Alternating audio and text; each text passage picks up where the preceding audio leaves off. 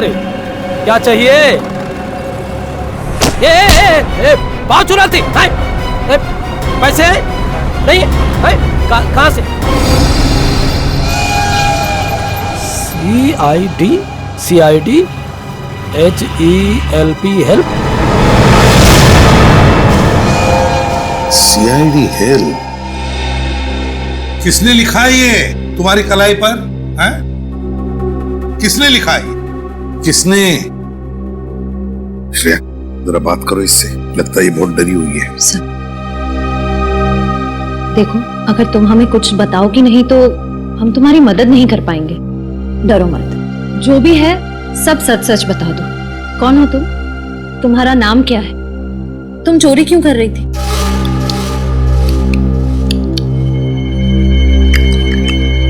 Sir, ये कौन सी भाषा है? ओह सर, ये तो अफ्रीकन भाषा है। चुप रहो। देखो, ऐसे चुप मत बैठो, बताओ हमें कौन हो तुम, कहां से आई हो? ये जो लिखा है ना CID, हम हैं CID। कुछ समझ में रही है या नहीं? सर लगता है इसे भूख लगी है। हाँ पहले कुछ खाना खिला दे इसे। हाँ, ले जाओ इसे। चलो तुम मेरे साथ चलो, चलो आराम से। अरे संभल। क्या हुआ इसे? जल्दी से हॉस्पिटल ले जाओ। हाँ सर। पंकज तुम जाओ साथ में, संभल के उठो, संभल के। कमाल है सर, इस लड़की के हाथ पे लिखा हुआ है CID हेल्प, और ये खुद तो कुछ बोल ही नहीं रही है। सचिन, ये CID हेल्प उसकी जो कलाई पर लिखा है ना, वो किसी और ने लिखा है, किसी और ने। ये तो बेचारी हिंदी तक बोलना नहीं जानती। सर इसके हाथ पे जिसने भी ये सब लिखा है वो जरूर हमसे कोई मदद चाहता है। जल्दी से जल्दी पता लगाना पड़ेगा कि ये सारा माजरा क्या है। लेकिन कैसे सर? एक काम करते हैं, जिस बस स्टॉप पर ये लड़की इस दुकानदार से मिली थी, उसी बस स्टॉप से पूछताछ शुरू करते हैं।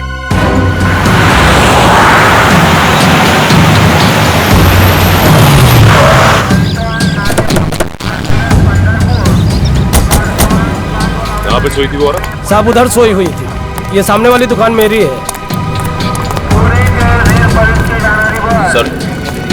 सर हो सकता है उस औरत को किसी ने इस बस स्टैंड पे लाके छोड़ दिया। हो सकता है। उन पैसेंजर से पूछो जो रात को यहाँ पे सोए हुए, उनमें से जरूर किसी न किसी ने उस औरत को देखा होगा यहाँ। सर आपने इसको देखा है कहीं?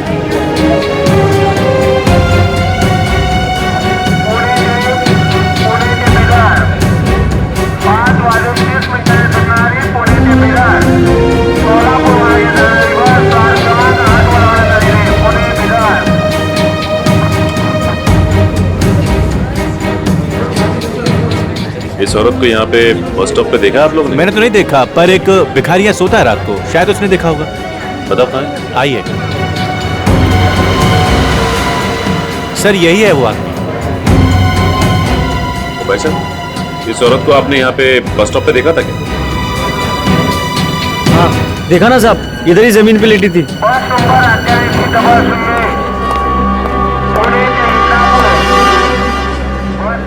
इस औरत को तुमने यहाँ पे जमीन पे लेटे हुए? जी साहब। तो तुमने उसे यहाँ बस स्टॉप पे आते देखा क्या? साहब वो अपने आप थोड़ी ही आई थी, उसको तो लाया गया था।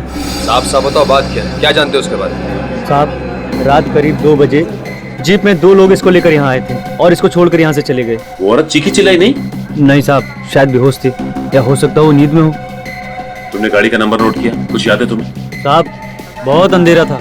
ये सब तुम्हें अजीब नहीं लगा? तुम उस औरत की मदद कर सकते थे। मैं किस किस की मदद करूं? ऐसा तो पहले भी हो चुका है। मतलब?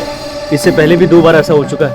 कुछ लोग औरत को लेकर यहाँ आते थे और छोड़कर चले जाते थे। मैं खुद की मदद नहीं कर सकता साहब, तो उसकी क्या मदद करेगा?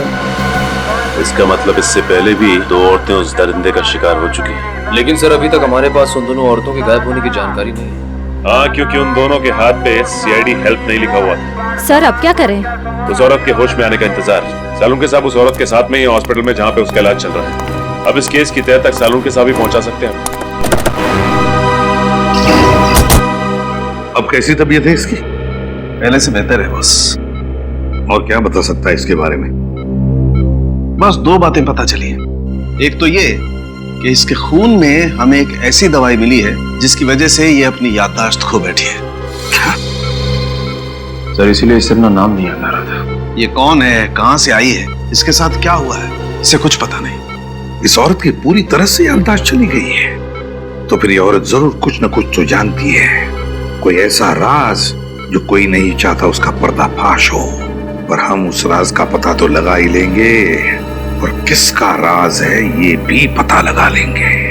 और दूसरी बात ये बॉस कि इसके पेट की सर्जरी की गई है। इसका पेट काटा गया है और लगभग 25-30 घंटे पहले ही वापस से टांके लगाकर पेट सिला गया है, वो भी सस्ते वाले नायलॉन धागे से। पेट को काटा है तो कहीं इसका कोई ऑर्गन तो नहीं निकाल लिया? इसके किसी अंग की चोरी नहीं हुई है। तो फिर क्या हो सकता है? क्यों काटा होगा इसका पेट? ये बात अभी पता नहीं लगी है। सर इस औरत को तो कुछ याद ही नहीं है। अगर से होश भी आ गया तो भी हमें कोई जानकारी नहीं मिल पाएगी। पता लगा लेंगे निखिल, पता लगा लेंगे।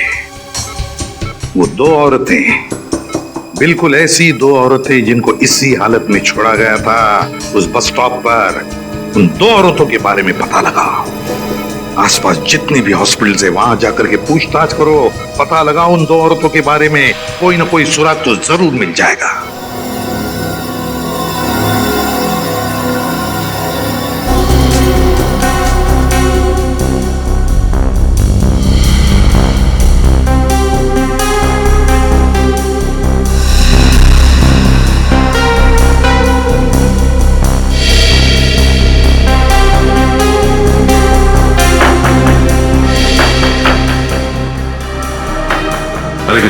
सर यहाँ तो कुछ नहीं पता चला। एक ही हॉस्पिटल बचा हुआ है अब, सिटी हॉस्पिटल। वहां चल के देखते हैं। Sir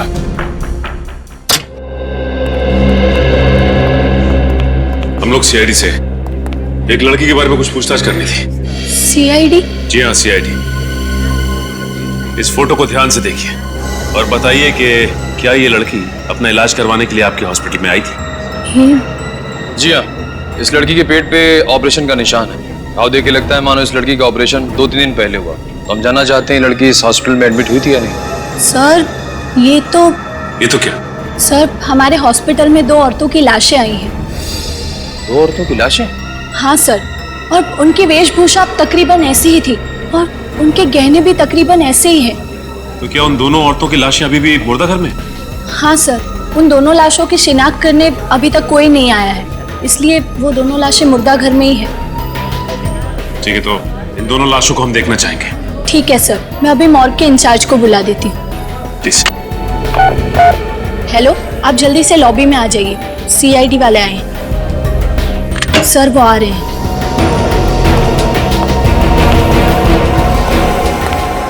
sir. जी कहिए। आपके मुर्दाघर में जो 2 औरतों की लावारिश लाशें पड़ी हैं, वो देखना चाहते हैं। ठीक है। यही है उन दोनों औरतों की लाशें। इन दोनों की पोस्टमार्टम रिपोर्ट मिल सकती है ना? लेके आता हूँ अभी। प्लीज।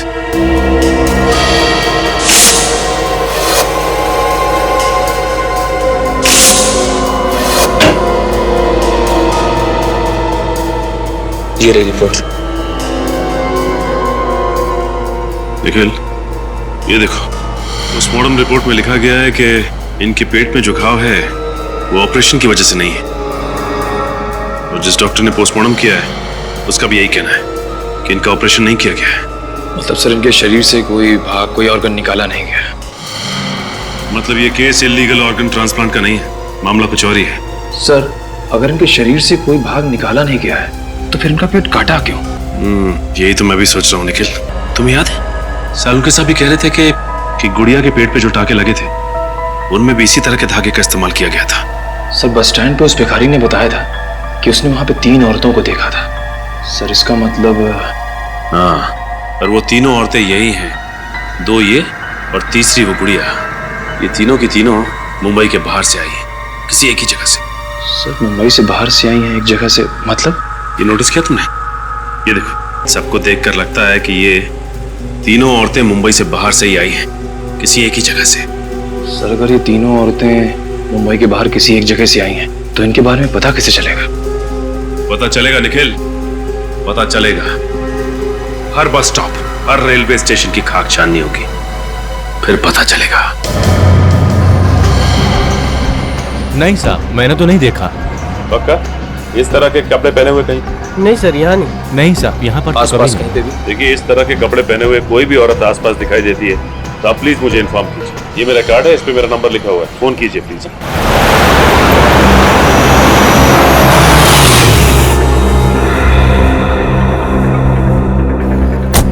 सर ये छठा बस स्टॉप है, लेकिन इस औरत के बारे में अब तक कुछ पता नहीं चला। पता चलेगा निखिल, हर बस स्टॉप पे पता करना पड़ेगा, जब तक ये पता नहीं चल जाता कि ये औरतें आ कहां से रही।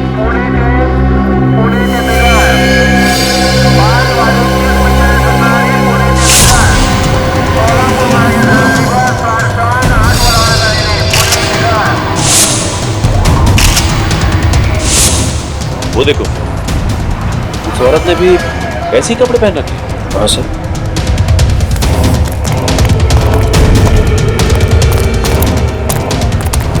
अरे सुनिए, देखिए घबराइए मत, हम लोग सीआईडी से। हाँ देखिए, डरिए मत, कुछ नहीं होगा आपको। इस औरत को देखिए, जानती हैं आप इसे? जानती? अच्छा ये बताइए कि आपका नाम क्या है, कहाँ से आई हैं आप? नीलगिरी के जंगले। नीलगिरी का जंगल? हाँ, आखिर इन भोली भाली अनपढ़ औरतों को नीलगिरी के जंगल से मुंबई क्यों लाया जा रहा है, और वो भी उनका बेवजह ऑपरेशन करने के बाद? कोई ना कोई राज तो जरूर छुपा है इस नीलगिरी के जंगल में, ये वहां जाकर ही पता चलेगा।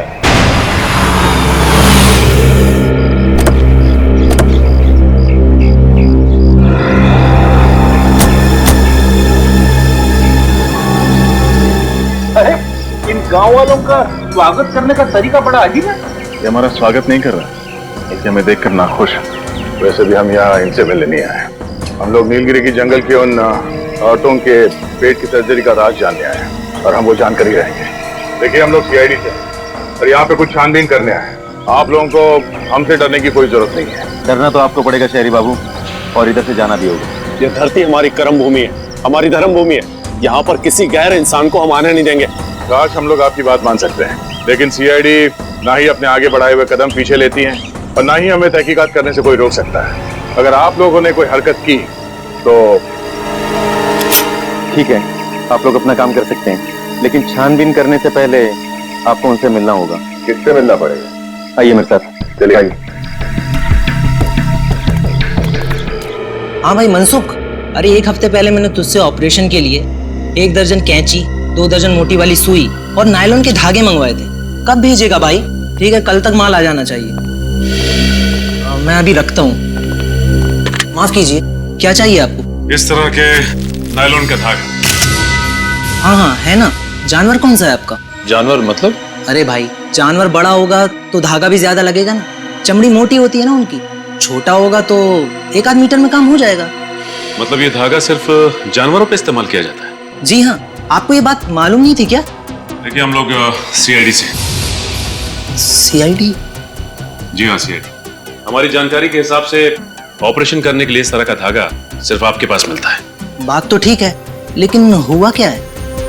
यहाँ पास के बस स्टॉप से हमें एक औरत मिली है जिसका ऑपरेशन किया गया है, और ऑपरेशन करने के बाद टाके इसी धागे से लगाए गए। औरतों के टाके इस धागे से? लेकिन आजकल तो कोई भी डॉक्टर इन धागों से इंसानों पर टाके नहीं लगाता। ऐसे धागे तो सिर्फ जानवरों के लिए उपयोग किए जाते हैं। लेकिन ये धागा एक नहीं, 3-3 औरतों के पेट पे टाके लगाने के लिए इस्तेमाल किए गए हैं। 3-3 औरतों पर? जी हाँ, 3-3 औरतों पर। वैसे ये सामग्री आप जहाँ सप्लाई करते हैं उनकी जानकारी तो होगी आपके पास? जी हाँ, 1 मिनट। ये लीजिए।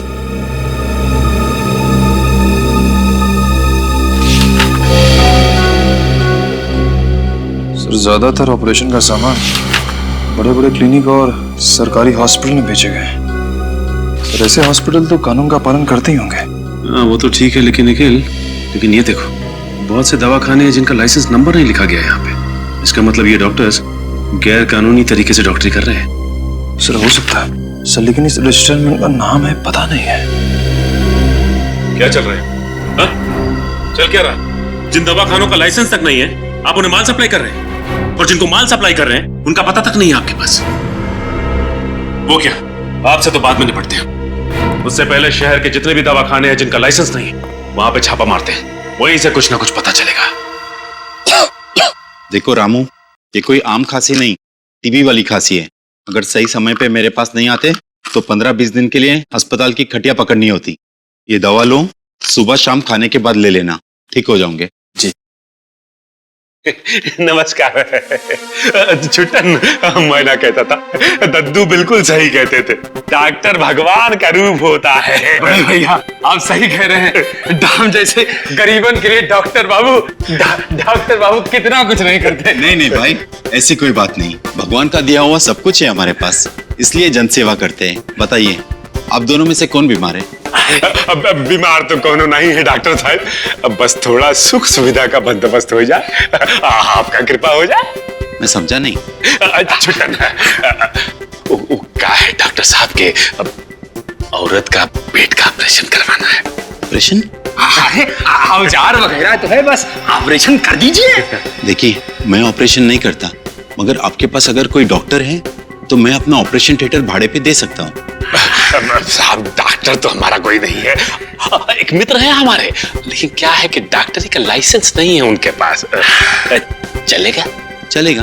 यहाँ पे जो भी डॉक्टर ऑपरेशन करता है उसके पास लाइसेंस नहीं रहता। तो मतलब कोनो टेंशन वेंशन नहीं है? ये कोई नई बात नहीं है, हर महीने एक आध पार्टी आ जाती है ऐसा ऑपरेशन करने। अच्छा, महीने में कौन कौन आता है, कुछ बताएंगे का? तुम्हें क्या लेना देना उसे? ऑपरेशन करवाना है तो बोलो, 1 घंटे के 20,000 रुपए। 20,000? बड़े भैया, डॉक्टर बाबू को कितने साल का सजा होगा हवालात में? यही तकरीबन 20 साल का तो होगा। 20 साल? डॉक्टर बाबू क्या बकवास कर रहे हो तुम? एक तो मैं तुम्हारी मदद कर रहा हूँ और तुम मुझे धमका रहे हो। कौन हो आप लोग? डॉक्टर साहब का है कि आपके पास जो डॉक्टर्स आते हैं ना, उनके पास लाइसेंस नहीं होता है, लेकिन क्या है कि हमारे पास आपको पकड़ने का लाइसेंस है। ये देखिए। सीआईडी? सीआईडी।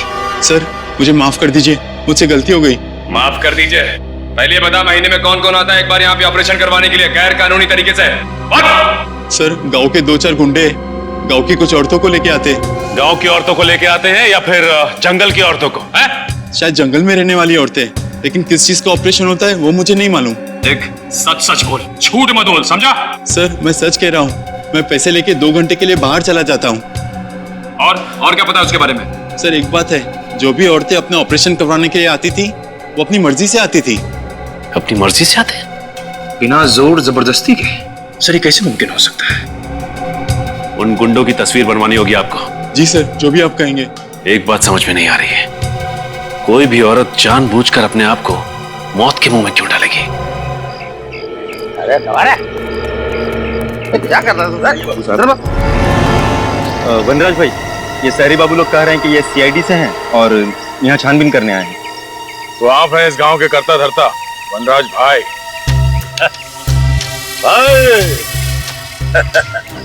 प्यार से लोग हमको भाई कहते हैं, इज्जत देते हैं भाई।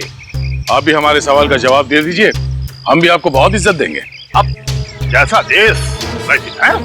देखो, हम किसी सीआईडी को नहीं जानते, यहाँ हमारी हुकूमत चलती है, हमारा राज है यहाँ। तुम अगर हमसे सवाल पूछना चाहते हो तो हमारे साथ 2-2 हाथ करना पड़ेगा। अगर तुम जीते तो हम तुम्हारे एक नहीं 2-2 सवालों के जवाब देंगे। अगर हम जीते तो तुमको यहाँ से खाली हाथ जाना पड़ेगा। बोलो मंजूर? ठीक है, हो जाएगा 2 हाथ। ये क्या कह रहे हैं सर आप? देखते जाओ कैसे मजा चखाते हैं। ये लड़ेगा मेरे से चूचू का मुर्गा, ये लड़ेगा मेरे से।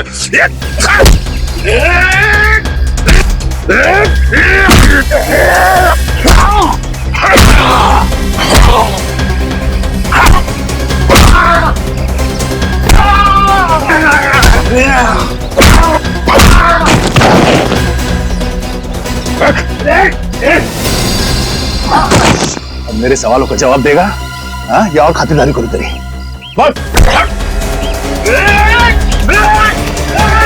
आपके जाएगा कहाँ?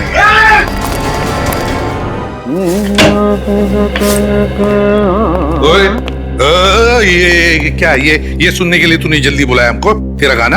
अरे गा नहीं रहा हूँ बॉस, गुनगुना रहा हूँ। दोनों में फर्क होता है। और बुलाया मैंने आपको इसलिए ताकि आपसे ये सुन सकूं, वाह सालुखे, कुछ बात है तुझमें। वाह सालुंखे, कुछ बात है तुझ में, ऐसे मैं कहूँ। हाँ। क्यों? तूने ये पता लगाया कि इन औरतों के ऊपर ये जो सर्जरी के निशान है वो क्यों है? पता लगा लिया मैंने, पता लगा लिया है कि इन दोनों के पेट पर वो सर्जरी का निशान कैसा है। मतलब डॉक्टर सालुंखे ने अपना दिमाग लगा लिया। हाँ? क्या पता लगा लिया आपने? इन दोनों औरतों का इस्तेमाल इंसानी कुरियर की तरह से हो रहा था। क्या? इन औरतों को इंसानी कुरियर की तरह इस्तेमाल किया गया? हाँ, इन दोनों के पेट को काट कर कोई चीज जबरदस्ती इनके पेट के अंदर रखी गई और फिर पेट को सिल दिया गया। और दोनों के पेट पर 2-2 बार काटने के निशान हैं, 2 बार के टांके हैं अलग अलग किस्म के। मतलब सर? मतलब ये कि पहले इनके पेट को काट कर कोई चीज जबरदस्ती इनके पेट के अंदर रखी गई और पेट को सिल दिया, और बाद में टांके काट कर वो चीज बाहर निकाली गई और फिर से टांके लगा करके पेट को सिल दिया गया। मतलब इन बेचारी औरतों को स्मगलिंग के लिए इस्तेमाल किया गया। लेकिन तुझे पता कैसे चला सालुंखे? बॉस, जब वो चीज जबरदस्ती इनके पेट के अंदर रखी गई तो इनके पेट की कुछ मांसपेशियां फट गई थी और उसमें जगह बन गई कुछ रखने के लिए। हाँ। सर, अगर ये पहली औरत के साथ भी ऐसा ही हुआ तो पता कैसे नहीं चला? वो इसलिए कि जब उस औरत को अस्पताल में लाया गया वो जिंदा थी, और जब तक मैं उसकी जांच करता उसकी मांसपेशियों के घाव अपने आप भर गए थे। लेकिन इन दोनों औरतों को अस्पताल में जब लाया गया ये मर चुकी थी, इसलिए घाव भरने का कोई सवाल ही पैदा नहीं होता। स्मगलिंग करने के बहुत सारे तरीके आज तक देखे, लेकिन सबसे अजीब तो ये है। डॉक्टर साहब, इनके पेट में रखा क्या गया था? वो पता नहीं चल पाया, वो पता लगाना पड़ेगा।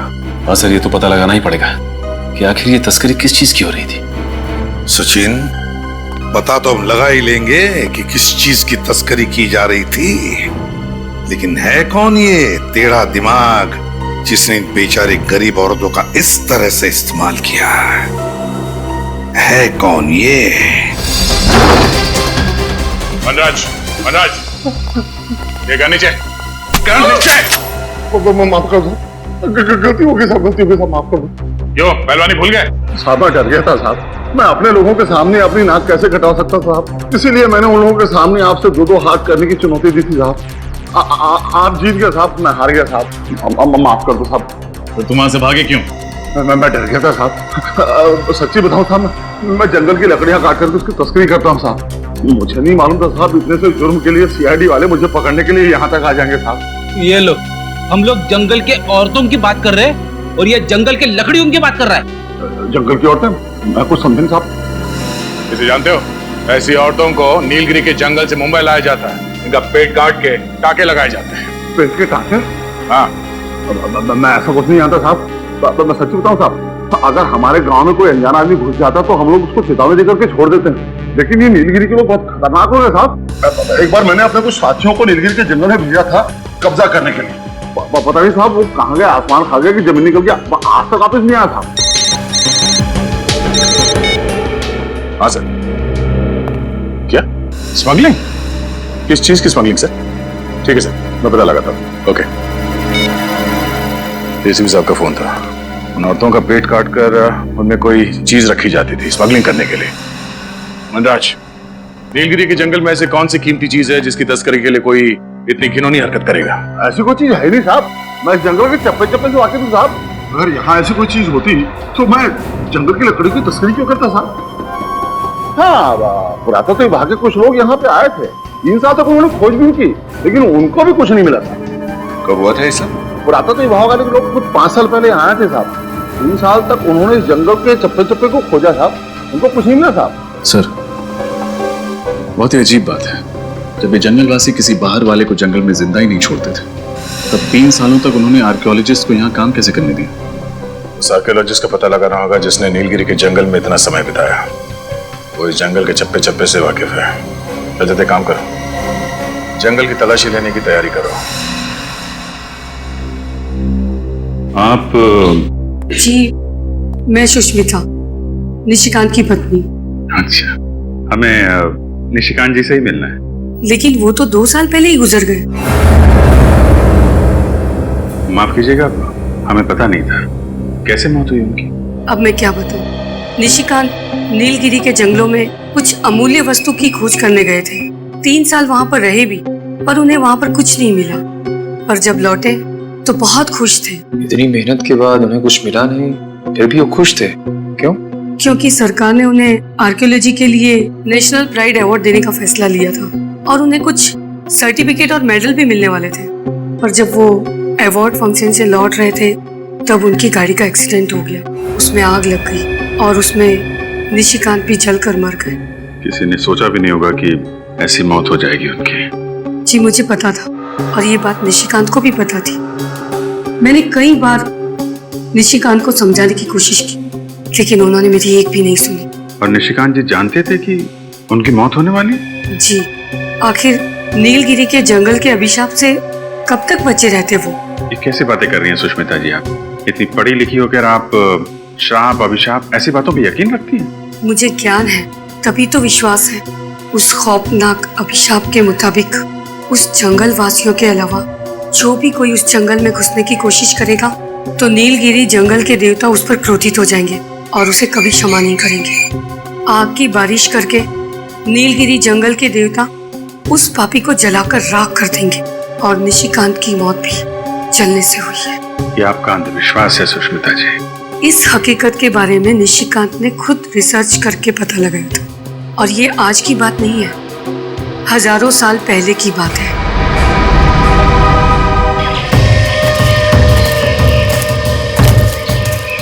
सर, जंगलों में जंगली जानवर होते हैं ना? रेडी, जंगली जानवर तो जंगल में ही होंगे ना। ये बात तो है सर, मगर उन जंगली जानवरों ने हम पर हमला कर दिया तो? Yes sir. क्या? जी। क्या हुआ सर? एसीपी सर का फोन था, उन्होंने उस प्राचीन कार उस आर्कियोलॉजिस्ट के बारे में पता लगा। उसकी तो 2 साल पहले ही मौत हो चुकी है। ये तो बहुत बुरा हुआ। सो तो है विनीत। एसीपी सर ने यह भी बताया कि 2 साल पहले उनको सरकार की ओर से कोई पुरस्कार दिया गया और जब पुरस्कार मिलने के बाद वो घर लौट रहे थे तो रास्ते में उनकी गाड़ी को आग लग गई और जल के वो मर गए। उनकी पत्नी का कहना है कि नीलगिरी के जंगल में जाने की वजह से उन्हें श्राप लगा। कैसा श्राप? फ्रेडी, उनकी पत्नी का मानना है कि नीलगिरी के जंगलों में जंगली लोगों के अलावा अगर कोई और जाता है तो उसे जंगल के देवता का श्राप लगता है, उस पर आग की बारिश होती है। अरे बाप रे, फिर तो हमको भी श्राप लगेगा और हम पर भी आग की बरसात होगी। क्या फ्रेडी, भी ऐसी चीजों में मानते हो क्या? नहीं सर, वो बात नहीं है, मगर सावधानी बरतने में ही समझदारी है ना।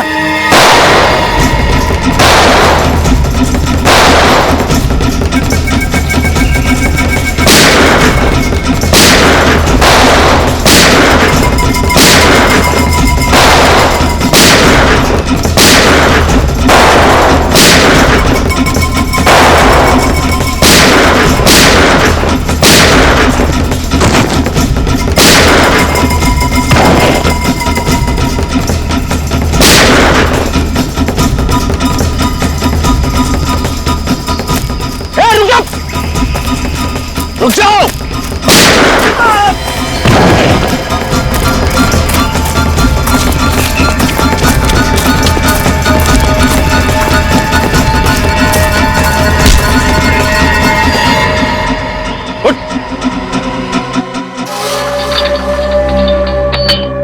मैं आखिरी बार पूछ रहा हूं, बताओ क्यों मारना चाहते थे हमें? अरे यार, ये कब से टाक टुक किए जा रहा है? सरल सीधी हिंदी भाषा नहीं आती क्या? आप लोग कौन हैं और इसे बांध के क्यों रखा है? आप कौन हैं और हमसे ये क्यों पूछ रहे हैं? मैं नीलगिरी के जंगलों का मास्टर जी हूँ। 5 साल पहले जब आर्कियोलॉजिकल डिपार्टमेंट यहाँ आया था तब मैं यहीं रुक गया था ताकि इन लोगों के तौर तरीकों को सीख सकूं और इनकी मदद कर सकूं। तब तो आप इसकी भाषा भी जानते होंगे? जी हाँ, थोड़ी बहुत जानता हूँ। मगर आप लोग कौन हैं? हम लोग सीआईडी से। इस आदमी ने हम पर गोली चलाई थी, इसलिए इसे गिरफ्तार करना पड़ा। ओह, क्या आप इससे पूछ सकते हैं कि इसने हम पर गोली क्यों चलाई थी और किसके कहने पर चलाई थी? जी, मैं कोशिश करके देखता हूं।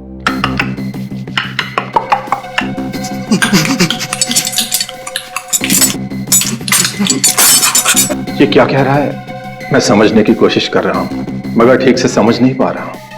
आपको देखकर ये बिल्कुल सहम गया है। मैं इन लोगों का ख्याल रखता हूं, बीमारी में इनकी सेवा करता हूं, इसलिए जंगल के वासी मेरा आदर सम्मान करते हैं। इसके हाथ पर ये गोदन है, कम से कम इसका मतलब तो समझा सकते हैं आप? देखिए, जैसा कि मैंने कहा, मैं ठीक से तो नहीं जानता, कोशिश करके देखता हूं।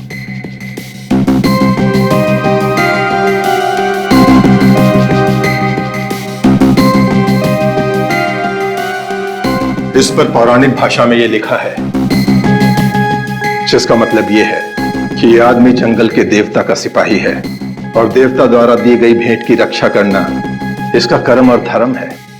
देवता का सिपाही सरकारी सिपाही पे गोलियां चलाता है?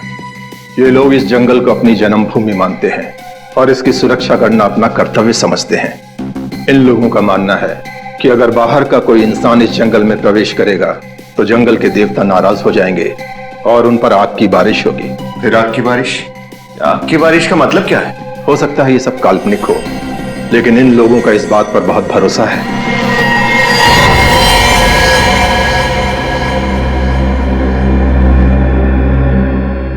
तो मर गया? मर गया? अरे ये तो सही सलामत। क्या हो गया इसे? लगता है इसे जंगल के देवता का श्राप लग गया। मास्टर जी, आप भी इन बातों पर विश्वास करते हैं? देखिए, आप लोग जैसा समझना चाहते हैं समझ लीजिए, लेकिन मुझे ऐसा लगता है कि इसने आप लोगों से बातचीत की, इसलिए गांव के देवता का श्राप इसको लग गया। मास्टर जी, कोई श्राप नहीं होता। विनीत, डॉक्टर साळुंखे को फोन लगा, वो यहाँ आएंगे और बताएंगे कि इसकी मौत कैसे हुई। May I come in, please? अरे आइए आइए, आपको कौन रोक सकता है? खुश हो गया? क्या बोला? नहीं तो कुछ नहीं। अच्छा, मैं वो जानने के लिए आया था कि वो नीलगिरी वाले केस का मसला सुलझा क्या? टाइम पास करने आया? नहीं नहीं, टाइम पास नहीं यार, जो पूछ रहा हूँ बताओ ना। वो आग की बारिश वाली गुत्थी सुलझी कि नहीं? साळुंखे, तू आग की बारिश की बात ही मत कर, दिमाग खराब हुआ है मालूम है? पर वो आर्कियोलॉजिस्ट की बीवी, उसके बाद वो नीलगिरी का मास्टर जी, और अब तू। यार तू भी कैसा आदमी है, ऐसे पौराणिक चीजों पर विश्वास रखता है तू? आग की बारिश? अरे विश्वास नहीं रखता बॉस, बल्कि मैं ये बताने के लिए आया हूँ कि वो आग की बारिश आखिर है क्या चीज। और तो फिर बता ना। अरे आग की बारिश तो मेरी जेब में है। ये जरा पेन ड्राइव लगाओ कंप्यूटर में। सर। आओ।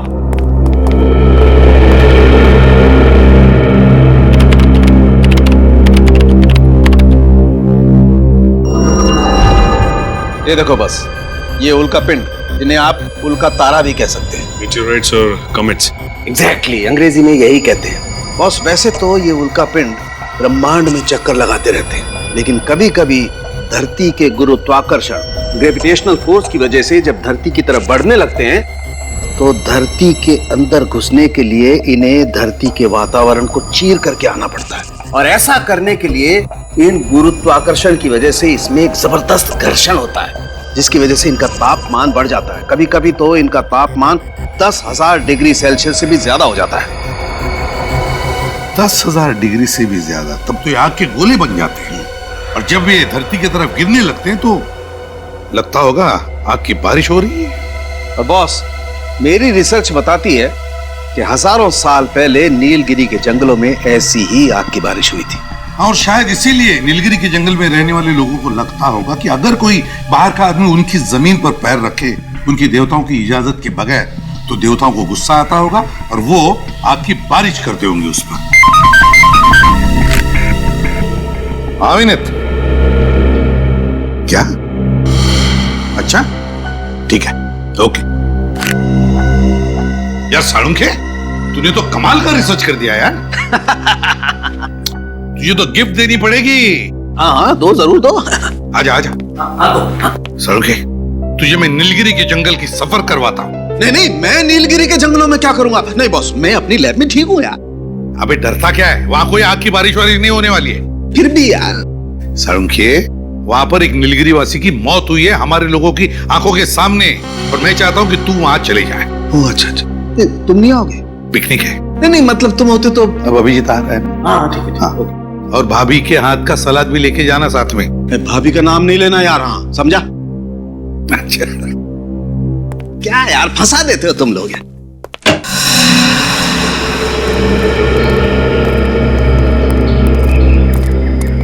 भाई साहब, 3 लस्सी देना। चलिए साहब। अरे बाप रे बाप, ऐसे कई रहस्य हैं जिनके राज हम अभी तक जान नहीं पाए। आखिर ये सब कर कौन रहा है, और ये सब करने के पीछे उसका मकसद क्या है? जंगल में रहने वाले लोग बंदूकें लेके घूम रहे हैं, ये सब हथियार उनके पास आए कहाँ से?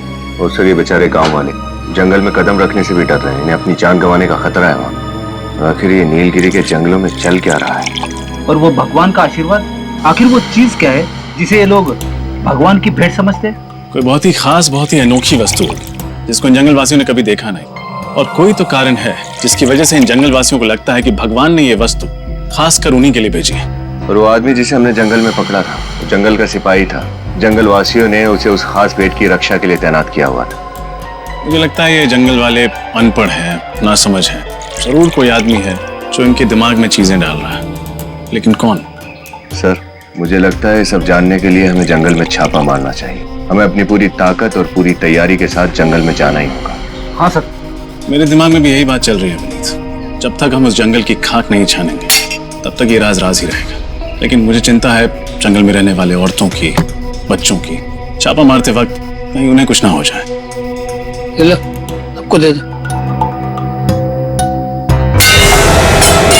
कर दिया सत्यानाश। अब ये दही के पैसे कौन भरेगा? आप इस पर गुस्सा मत कीजिए, इसे जाने दीजिए, पैसे हम भर देंगे। लो, इन लोगों को भगवान का प्रसाद समझो जो आज तुम इनकी वजह से बच गए हो। मेरी तबीयत खराब है, मैं घर जाना चाहता हूँ। तबीयत ठीक नहीं थी, पहले बोलना चाहिए था ना। जाओ यहाँ से, नहीं तो और सामान का नुकसान करोगे। अरे जल्दी जा भाई। ये लड़का मुझे कुछ गड़बड़ लग रहा है। मैं देखते ही ऐसे चला क्यों गया? पीछा करते हैं इसका। रक्षा करनी होगी, रक्षा करनी ही होगी। अजीब आदमी दिखाई नहीं देता है क्या? माफ कीजिएगा।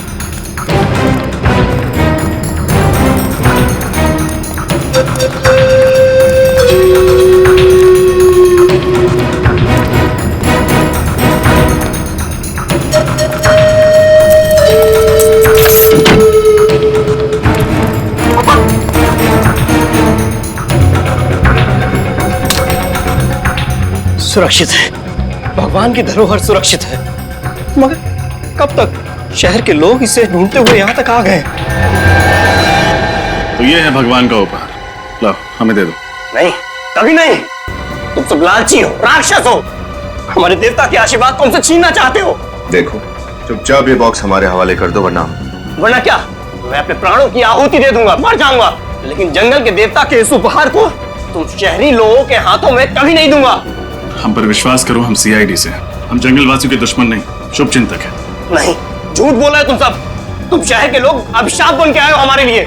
देखो, हम जंगलवासियों का धरोहर नहीं छीनना चाहते, हम बस उस गुनहगार को पकड़ना चाहते हैं जो नीलगिरी के जंगल की भोली भाली औरतों को तस्करी के लिए इस्तेमाल कर रहा है। हम उस राक्षस को पकड़ना चाहते हैं। क्या तुम उन भोली भाली औरतों को नहीं बचाना चाहते? नहीं, आप लोगों का ये इरादा नहीं है। मैंने आपकी बातें सुनी है। आप इस नीलगिरी के जंगल को बर्बाद कर देना चाहते हैं, यहाँ के जीवन और यहाँ की शांति को नष्ट कर देना चाहते हैं। बात सुनो, हम जंगल को बर्बाद करने नहीं आए, हम उन दुश्मनों को पकड़ने आए हैं जो बंदूक लेके घूम रहे जंगलों में। वही असली दुश्मन है जंगल के, समझे? हाँ, हम तुम्हारे दोस्त हैं, दुश्मन नहीं। हम पर विश्वास रखो प्लीज, हम पर विश्वास रखो। मगर लाओ ये बॉक्स हमें दे दो। ठीक है साहब, आप लोग इसकी रक्षा कीजिएगा, किसी गलत हाथों में मत पड़ने दीजिएगा साहब।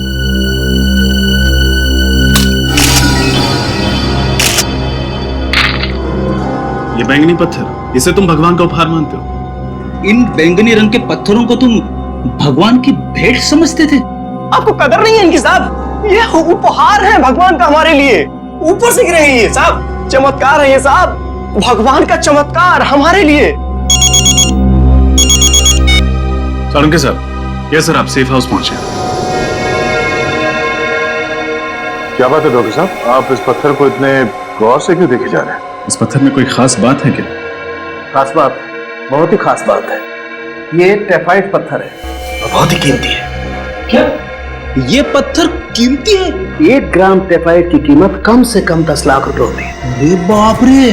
और ये जो सारे पत्थर तुम लोगों को मिले हैं, इनकी कीमत कम से कम 25 से 30 करोड़ रुपए है। सर, फिर तो जरूर इन्हीं अमूल्य टेफाइट पत्थरों को औरतों के पेट में छिपाकर उनकी तस्करी का रैकेट चलाया जा रहा था। हाँ, तुम बिल्कुल ठीक कह रहे हो। इन पत्थरों की ही तस्करी हो रही थी उन औरतों के जरिए।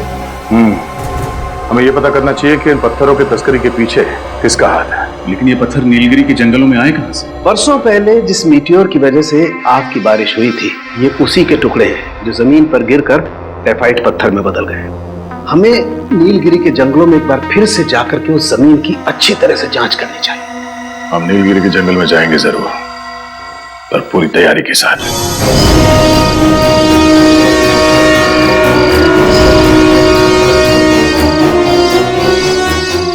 हरे रंग के आकार दिख रहे हैं, वही जंगलवासी है।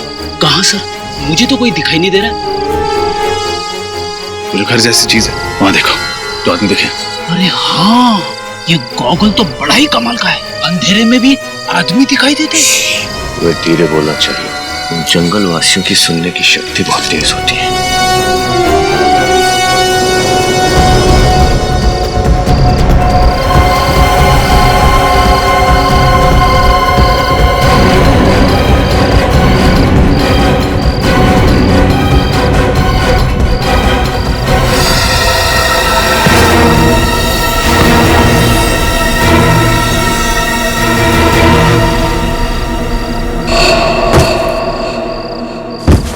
अंदर चल के देखते हैं। यहाँ तो कोई नहीं सर। अच्छी तरह से तलाशी लो, कोई ना कोई सुराग जरूर मिलेगा।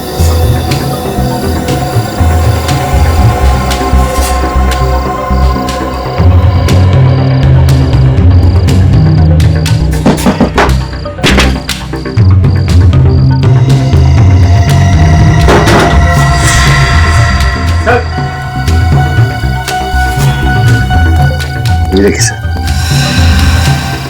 नोटों की गड्डियां और टफाइट पत्थर।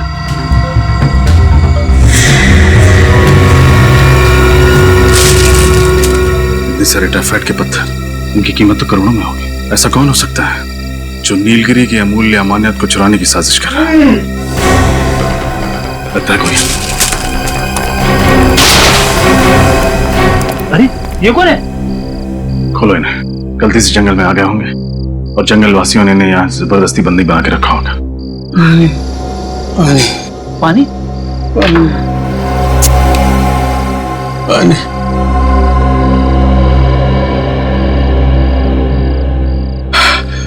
कौन है आप और किसने किया आपके साथ ये सब? आप लोग कौन हो? हम लोग सीआईडी से, हमने यहाँ जंगल पे छापा मारा। भगवान का लाख लाख शुक्र है, आपको मेरा संदेश मिल गया। वो आप हैं जिसने उस औरत की कलाई पर सीआईडी हेल्प लिखा था? मैंने ही वो संदेश लिखा था। मैं एक डॉक्टर हूँ। 2 साल पहले नीलगिरी में मुझे भेजा गया था। जंगल वासियों की तबीयत बहुत बिगड़ गई थी, लेकिन मुझे अगवा कर लिया गया और 2 साल तक मुझे इसी तरह बंदी बना कर रखा था। किसने अगवा किया था आपको? पता नहीं, मैंने उनका चेहरा नहीं देखा है। लेकिन इन लोगों ने आपको यहाँ 2 साल तक इस तरह से क्यों? क्योंकि उनको मेरी जरूरत थी। कैसी जरूरत? जंगल की गरीब औरतों का पेट काटकर मैं उसमें टाइफाइड पत्थर भरा करता था। इस तरह ये लोग तस्करी करते हैं। अगर मैं ऐसा नहीं करता तो वो लोग मुझे मार डालते। इसलिए उस औरत गुड़िया की कलाई पर वो संदेश लिखा था। बस यही उम्मीद थी कि आप लोग आएंगे, मुझे और उन औरतों को इस नर्क से बचा देंगे। वो डॉक्टर आप हैं? हाँ। कौन चला रहा है ये रैकेट? किसके इशारे पर हो रहा है सब? पता नहीं, मैंने सिर्फ उसकी आवाज सुनी है। जब वो मुझे यहाँ मिलने आता है तो मेरी आंखों पर पट्टी होती है। वो आपसे इस झोपड़े में मिलने आता है? हाँ। ये क्या है?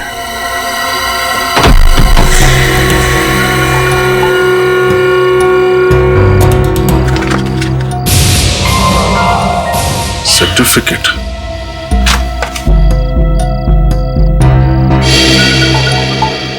मेडल।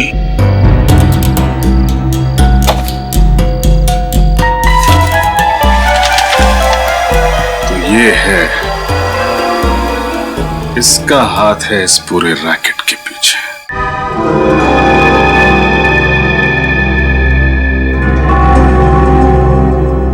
अरे डॉक्टर साहब, इतनी जल्दी भी क्या है? देख लीजिए कहीं कोई जरूरी सामान छूट तो नहीं गया। जंगल के अंदर एक झोपड़ा, झोपड़े के अंदर एक बक्सा, बक्से के अंदर एक सर्टिफिकेट, एक मेडल और इनमें छुपा एक राज। क्यों डॉक्टर साहब? डॉक्टर साहब, बेटा मैं कोई डॉक्टर नहीं हूँ। मैं तो इस गांव का गरीब मास्टर जी हूँ। मास्टर जी या फिर मास्टर माइंड? टाइफाइड की स्मगलिंग का रैकेट आप ही चलाते हैं ना? टाइफाइड जंगल से बाहर निकालने के लिए जंगल की मासूम औरतों का पेट काटकर उन्हें कुरियर का पैकेज बनाकर खुद मालामाल होना चाहते थे। ये कैसा आरोप लगा रहे हैं आप लोग मुझ पर? मैं तो गांव का एक गरीब मास्टर जी हूँ जो इस केस की तह तक पहुंचने में आप लोगों की मदद कर रहा हूँ। मुझे नहीं पता कि ये टेफाइड पत्थर है। ओ, हम तो भूल ही गए थे कि आप एक गरीब लाचार गांव वाले हैं। आपको कैसे पता होगा कि उस पत्थरों की कीमत क्या है? वही तो आप लोगों को गलतफहमी हुई है। गांव का बूढ़ा मास्टर इन पत्थरों की कीमत से अनजान हो सकता है, लेकिन डॉक्टर निशिकांत नहीं। नेशनल प्राइड अवार्ड जीतने वाले आर्कियोलॉजिस्ट को तो पूरा ज्ञान होगा, और होना भी चाहिए। एक कदम भी आगे मत बढ़ाना वरना। जरा ध्यान से देखो डॉक्टर साहब, हमारे हाथ में बंदूक है, ये चाकू हमारा क्या बिगाड़ लेगा? ये कोई आम चाकू नहीं है। इस चाकू की धार पे मैंने जहरीले पौधे का लेप लगाया हुआ है। ये वही जहर है जिससे उस आदमी की मौत हुई थी? हाँ, उस आदमी के हाथ का टैटू देखते समय मैंने उसके हाथ में छोटा सा पिन चुभो दिया था जिसमें ये जहर लगा हुआ था। कुछ ही पल में तुम भी ब्यूरो में कैद हो गए। इससे तो अच्छा होगा कि मैं अपनी जिंदगी खुद ही खत्म कर लूं।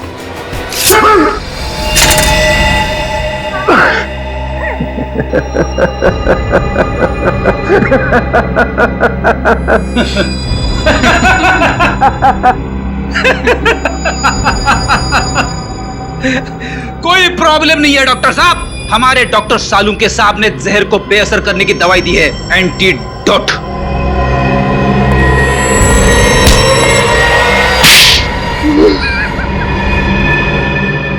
बताओ, किस नाम से बुलाए तुमको? निशिकांत जी या फिर मास्टर जी? जब मैं नीलगिरी के जंगलों में प्राचीन चीजों की खोज के लिए खुदाई कर रहा था तो मुझे टेफाइड पत्थर मिला और उसे देखते ही मेरे मन में लालच आ गया, क्योंकि मैं जानता था कि वो पत्थर बहुत कीमती और बहुमूल्य है। और फिर मैंने उस बेशकीमती पत्थर को हासिल करने का एक प्लान बनाया। अपनी ही मौत का प्लान है ना? अपनी गाड़ी में बिठा दिया किसी को और लगा दिया आग। उस गाड़ी जलने की आग में जल गया निशिकांत और पैदा हुआ एक राक्षस, मास्टर जी। लेकिन एक बात समझ में नहीं आई कि नीलगिरी के जंगल के रहने वाले लोगों ने वो जंगल में वापस कैसे जाने दिया? खुदाई के दौरान मैं 3 साल तक वहां रहा था और मैंने उनके तौर तरीके सीख लिए थे। और जब मैं दोबारा वहां पहुंचा मास्टर जी के रूप में, तो मैंने उस बात का फायदा उठाया और उन लोगों की खूब सेवा की, जिससे वो लोग मुझ पर और ज्यादा भरोसा करने लगे थे। और उस भरोसे का गलत फायदा उठाया तुमने, टेफाइड की स्मगलिंग शुरू कर दी। लेकिन एक बात समझ में नहीं आई, स्मगलिंग करने के लिए क्या जरूरत थी उन औरतों का पेट फाड़ने की? और कोई तरीका नहीं था? और कोई रास्ता नहीं था मेरे पास, इसलिए मैंने नीलगिरी गांव के एक सामान्य से डॉक्टर को अगवा कर लिया। और गांव की औरतें जब अपने पेट के दर्द के इलाज के लिए वहां आती थी तो वो डॉक्टर उसके पेट की सर्जरी करके टेफाइड पत्थर को उसमें छिपा देता और फिर हम उसे शहर भेज देते थे। उन औरतों के घर वाले उनके बारे में पूछते नहीं थे? मैं उन्हें समझा देता कि वो जंगल के किसी जानवर का शिकार हो गई होगी और वो लोग आसानी से मेरी बात को मान लिया करते थे। और तुम्हारी इस गांव के क्लिनिक में पेट काट कर टेफाइड पत्थर भरे जाते थे, और जिस क्लिनिक में हम लोग गए वहां पे पेट काट कर ये पत्थर निकाले जाते थे, राइट? हाँ? पैसा पैसा पैसा! तुम्हारे इस पैसों की लालच ने न जाने कितनी निर्दोष औरतों की जान ली। इंसान के रूप में राक्षस राक्षस, और ऐसे राक्षस का अंत फांसी के फंदे पर ही हो।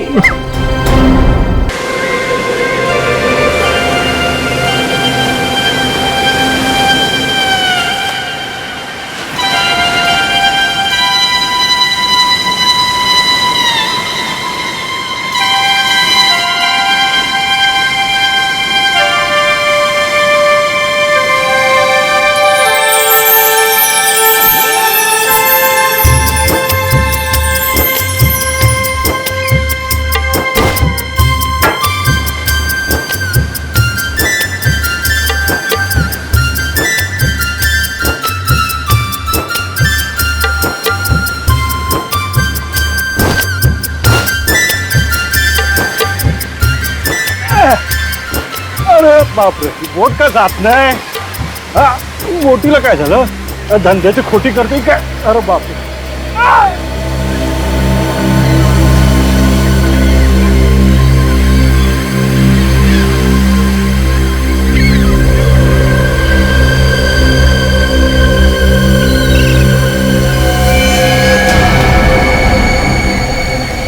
खून? ये तो जख्मी दिखता है।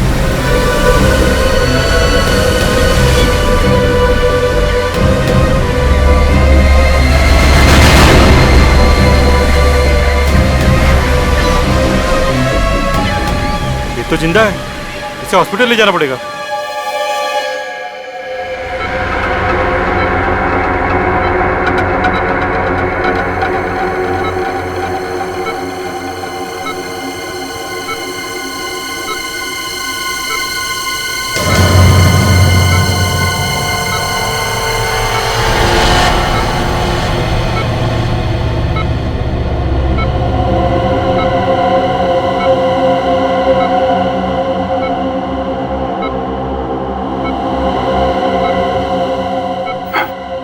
हॉस्पिटल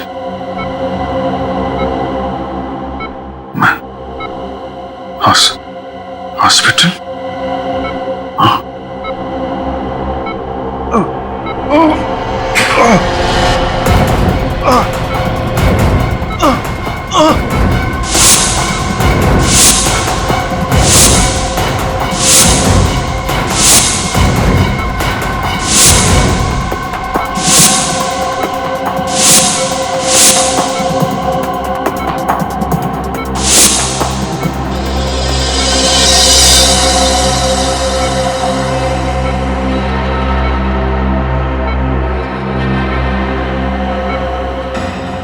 ये लोग कौन है? क्या चेहरे मेरे दिमाग में क्यों घूम रहे? मैं कौन हूं? मैं कौन हूं?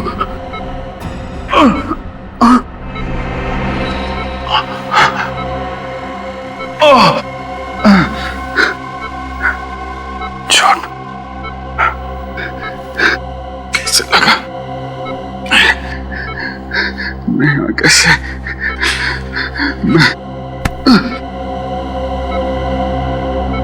नीम के इंजेक्शन का असर बस कभी भी खत्म हो सकता है। इन्हें होश आने ही वाला होगा। ठीक है, मैं सीआईडी को बुला लूंगा।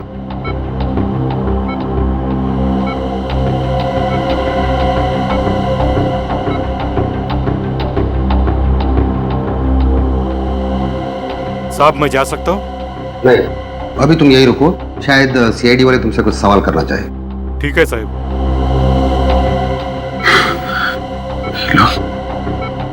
सीआईडी को क्यों बुला रहे? मैंने कोई गुनाह किया है क्या? Hello CID. इसके पहले सीआईडी पहुंचे, मुझे यहां से निकलना होगा।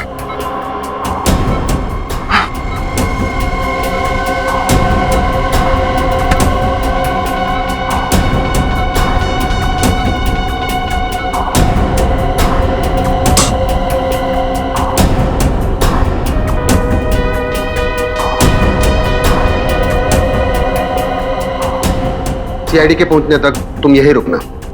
चलिए।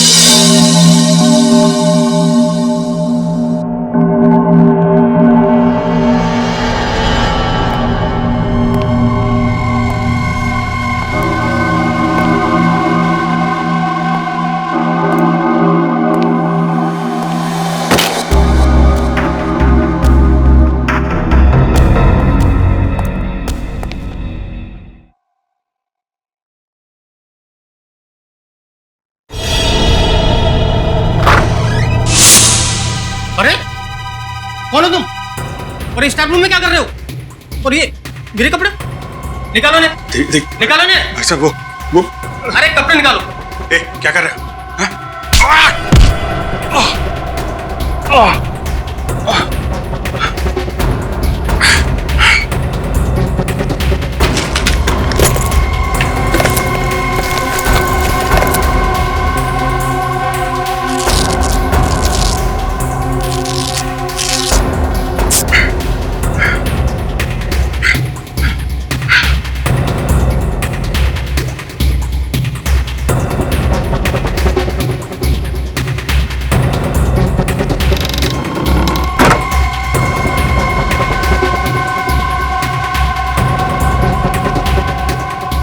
हम लोग सीआईडी से हैं। अभिजीत कहाँ है?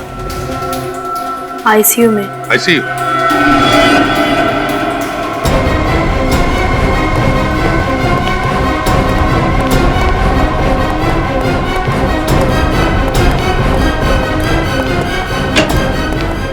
लाइट लगा।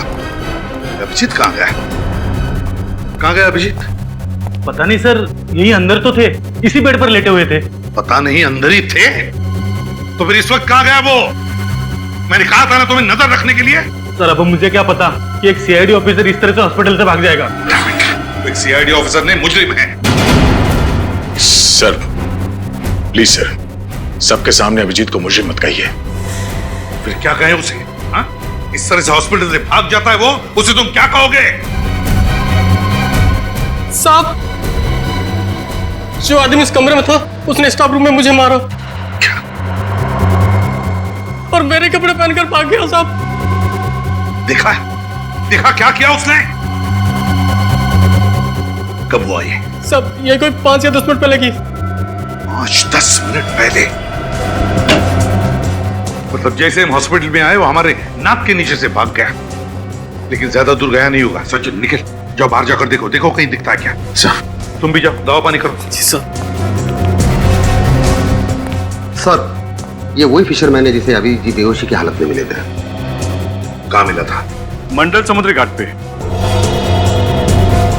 मंडल समुद्री घाट? जी सर, और उन्हें अपना नाम वगैरह कुछ भी याद नहीं था। ऐसा लग रहा था कि उन्होंने अपनी याददाश्त खो चुकी हो। माय गॉड, माय गॉड, याददाश्त चली गई। न जाने अब कौन सी नई मुसीबत में फंसेगा अभिजीत। वही तो, पहले जब भी कभी उसकी याददाश्त चली जाती थी कोई ना कोई तूफान आता ही था सीआईडी में। इस बार न जाने वक्त का पहिया किस दिशा में पड़ने वाला है।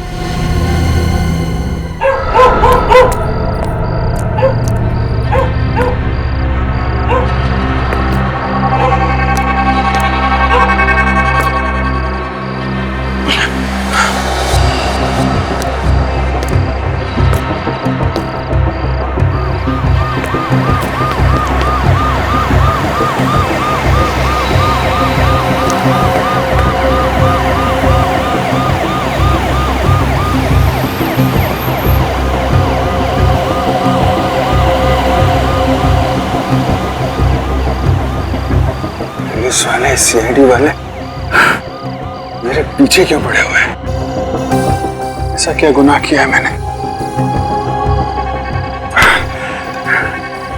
याद क्यों नहीं आ रहा? याद क्यों नहीं आ रहा?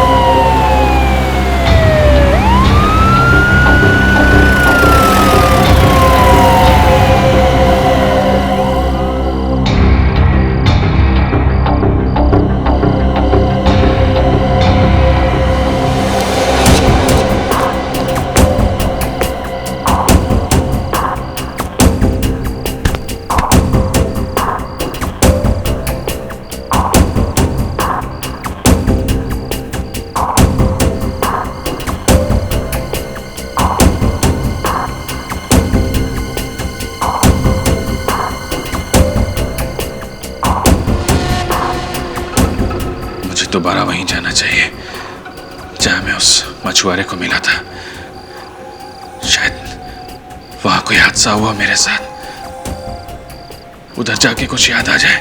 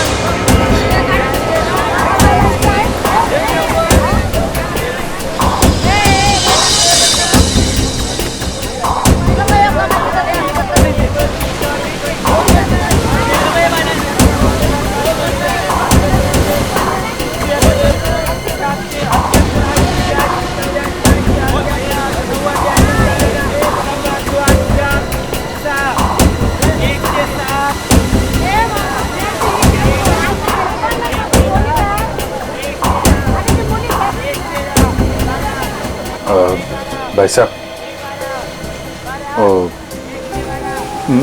मेरे को आपसे कुछ पूछना था। मैं यहाँ तेरे सवालों का जवाब हम लफ्जों से नहीं, लातों और घूसों से देंगे। ए गनिया, क्या बगा रहे? तो कुछ गलत फहमी हुई है। मैं खुदा मत, पकड़ो उसे, पकड़ो। रुक जा।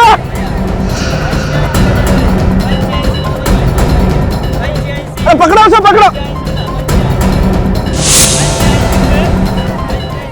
पकड़ो पकड़ो उसे, पकड़ो।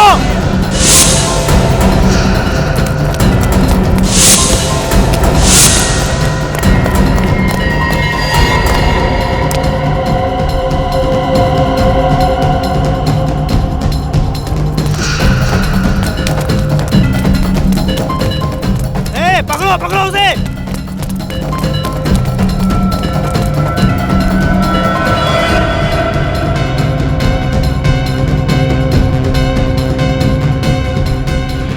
पकड़ो उसे। कहां भाग गया?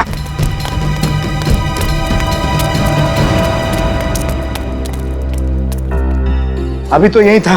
किधर गया? कहां चला गया? अब क्या करेंगे? जाने दो, फिर कभी आएगा ना, छोड़ेंगे नहीं उसे। ठीक है, देख लेंगे। चलो अभी।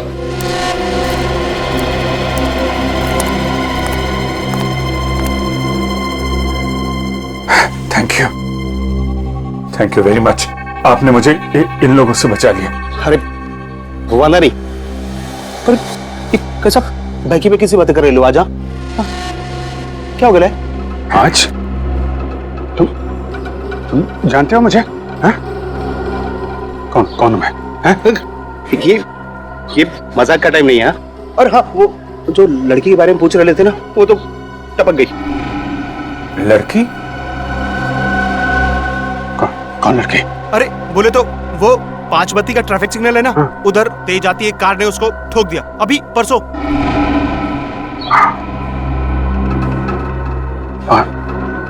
5 बत्ती का सिग्नल? लड़की को कौन सी लड़की? क्या बात कर रहे हो तुम? मैं कुछ समझ नहीं पा रहा हूँ। देखो, अपने पास टाइम बहुत कम है और इधर ना अपन की जान को भी खतरा है। फिलहाल अपन चलता है। हाँ, और हाँ, अपना ख्याल रखना। देखो, सुनो।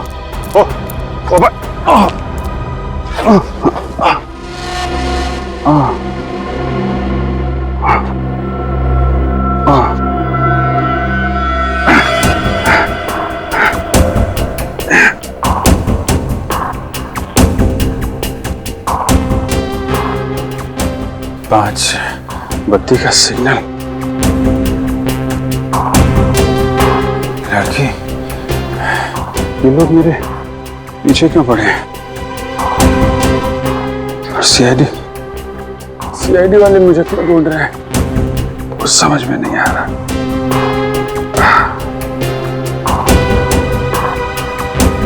पांच बत्ती पे सिग्नल पे वो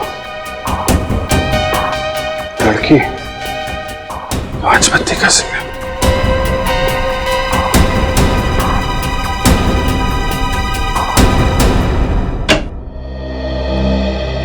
पहले मोनिका को मारा गाड़ी से उड़ाकर, फिर उस वार्ड बॉय को मारकर उसके कपड़े पहनकर ये भाग गया हॉस्पिटल से।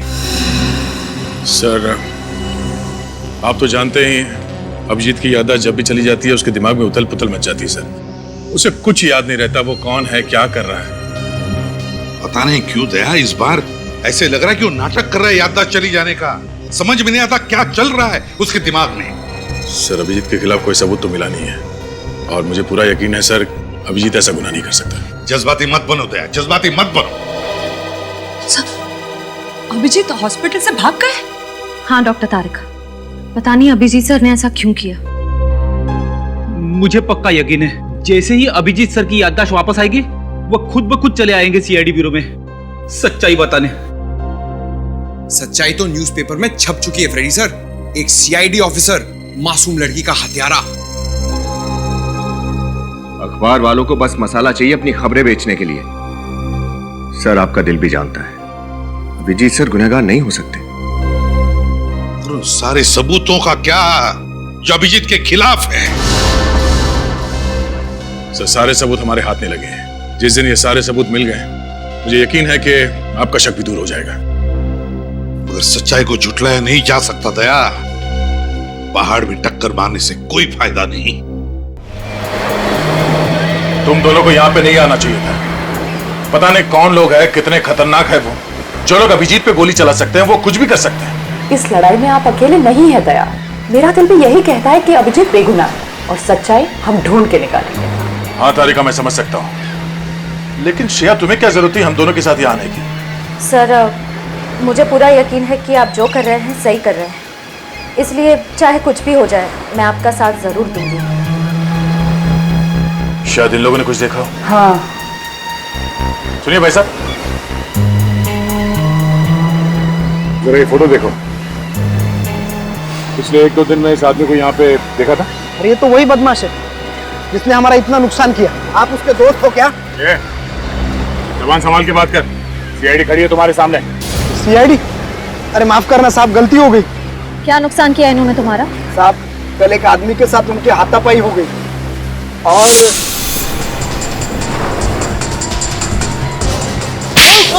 अरे भाई, अरे भाई,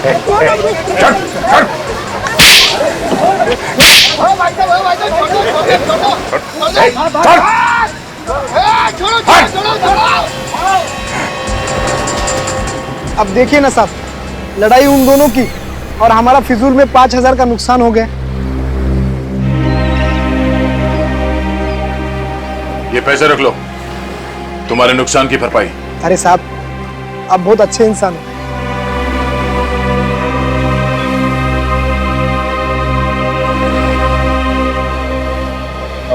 ये बताओ कि वो आदमी कौन था जिसकी लड़ाई हुई थी अभिजीत के साथ? मालूम नहीं साहब, पहले उसे यहाँ कभी देखा नहीं।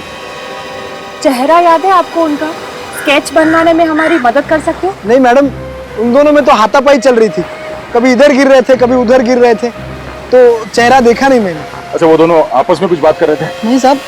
हाँ, लेकिन ये फोटो वाले साहब बहुत गुस्से में थे। गुस्से में? कुछ और याद है? कुछ और बता सकते हो?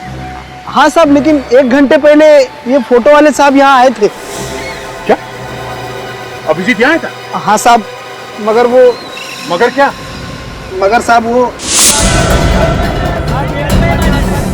रुक जा!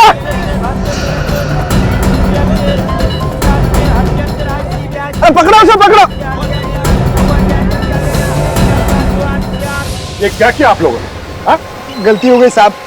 अगर पहले पता होता कि ये सीआईडी के आदमी है तो हम ऐसा कभी नहीं करते साहब। अभिजीत कहाँ गया? किस तरफ? उस तरफ गए साहब। किस तरफ? चलो। अभिजीत उस आदमी को गिरफ्तार करने की कोशिश कर रहा होगा, वरना बिना वजह पब्लिक प्लेस पे वो तमाशा नहीं करेगा। सर, हो सकता है तब तक अभिजीत सर की याददाश्त जा चुकी हो। नहीं श्रेया, अगर याददाश्त चली गई होती तो उस आदमी को नहीं पहचानता।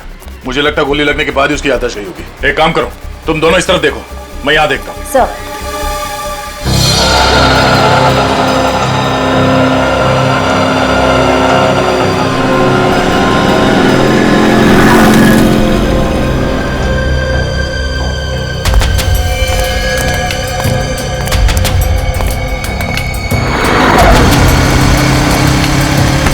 देख के चलना भाई। सर ये 5 बत्ती का सिग्नल कहाँ पे? नए आए हो क्या? यहाँ से सीधा जाओ और उसके बाद राइट मुड़ जाना। हाँ 5 बत्ती सिग्नल मिलेगा आपको। Thank you.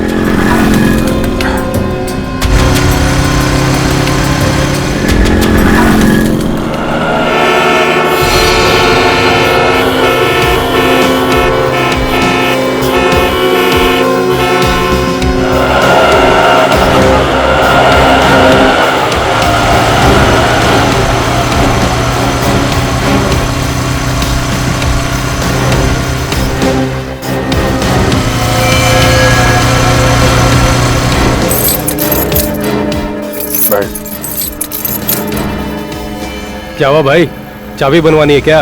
अरे यार ताला ही खो गया है, चाबी क्या बनवाए? हाँ क्या? कुछ नहीं भाई, ये अभी आ रहे थे यहाँ से। हाँ एक कार इतनी तेजी से बगल से गुजरी कि लगा था कि उड़ा देगी। अरे भैया जरा ढंग से चला करो, देख के चला करो। अभी 2 दिन पहले इधर एक्सीडेंट हुआ है बड़ा भयंकर। एक्सीडेंट? हाँ ये यहाँ पे? हाँ यही ये सिग्नल देख रहे हैं उस सिग्नल के पास। अरे साहब बहुत बड़ा खतरनाक एक्सीडेंट हुआ था, क्या बताएं आपको। आपने देखा था? अरे साहब हम यहीं तो बैठे थे, सब कुछ हमारी आंखों के सामने हुआ है। अरे साहब बहुत बड़ा बवाल मचा है, बहुत बड़ा एक्सीडेंट था, परसों के अखबार में छपा है। अच्छा ये किसका एक्सीडेंट हुआ था? किसने उड़ाया था आपको मालूम है? अरे एक औरत का एक्सीडेंट हुआ है, वो अपने सीआईडी के सीनियर इंस्पेक्टर है ना, हाँ अभिजीत, उनकी गाड़ी के नीचे आ गई थी वो। सीआईडी से तो मेरा कुछ लेना देना हो नहीं सकता, शायद उस औरत से कुछ। कहाँ खो गए साहब, क्या हुआ? हाँ नहीं वो जो औरत थी वो कौन थी आपको मालूम है क्या? अरे वो कौन थी साहब, हमें क्या मालूम, परसों के कोई भी अखबार में देख लेना, सब अखबार में छपा है। अभी मुझे काम करने दो साहब। हाँ वो परसों के अखबार में ना। Thank you.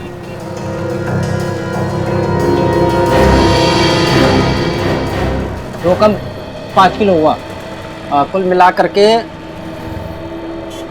44 रुपए, 6 कम 50 रुपए। क्या भी है 44? पिछले बार आया था भी आपने 70 रुपए दिए थे। अरे तो क्या अब इतनी सरदी क्या पूरा गल्ला ही उठा के दे दूं क्या यार? अरे ठीक है भैया, दो जो दे रहे हो आप तो।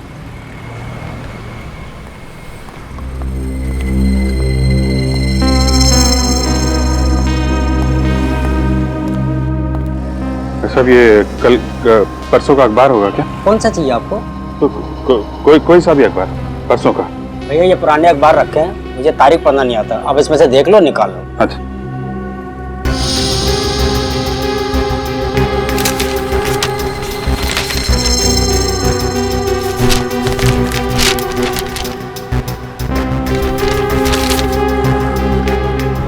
सीआईडी ऑफिसर पे हाथों हत्या।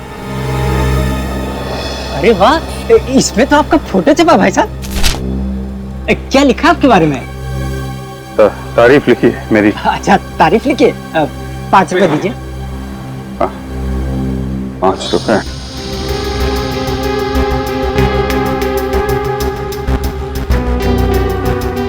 क्या हुआ भाई साहब, भूल गए क्या? पैसे कहीं है नहीं मेरे पास अभी। चलिए अच्छा कोई बात नहीं, फिर कभी इधर से निकलिएगा तब दे जाइएगा, ठीक है? Thank you. नमस्कार। नमस्कार। Thank you.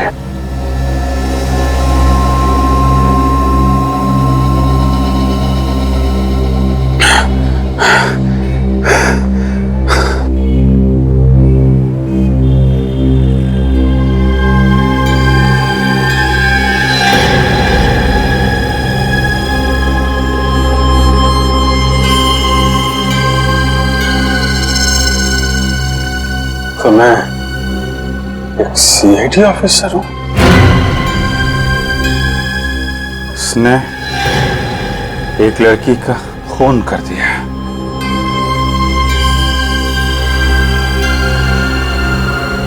खून कर दिया? मैं खूनी?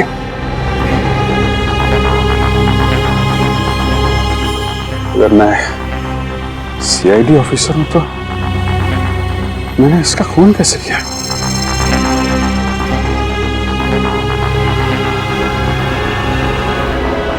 मुझे याद क्यों नहीं आ रहा? मुझे याद क्यों नहीं आ रहा? याद क्यों नहीं आ रहा मुझे?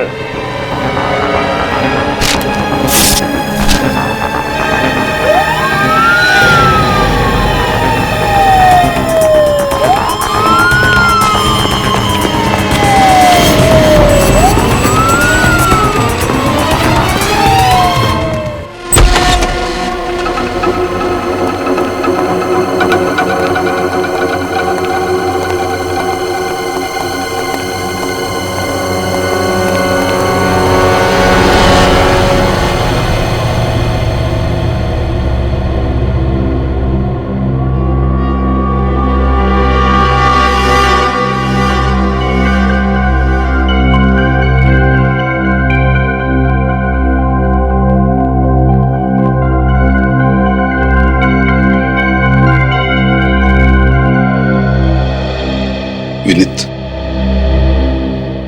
दरवाजा खोलो।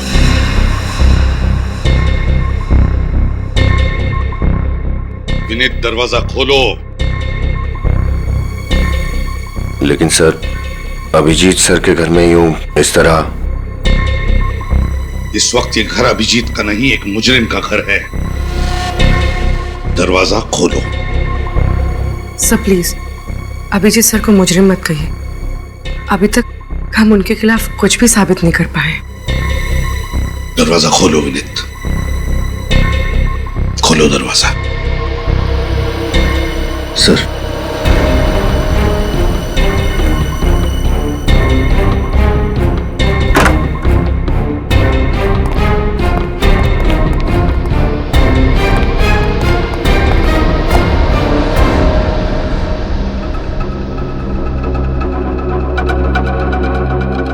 घर की अच्छी तरह से तलाशी लो,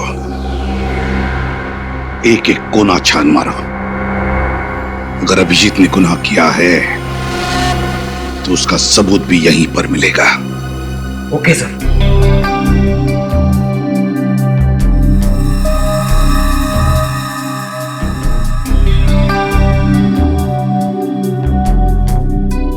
विनीत, सुना नहीं तुमने? घर की तलाशी लेने के लिए कहा था ना मैंने।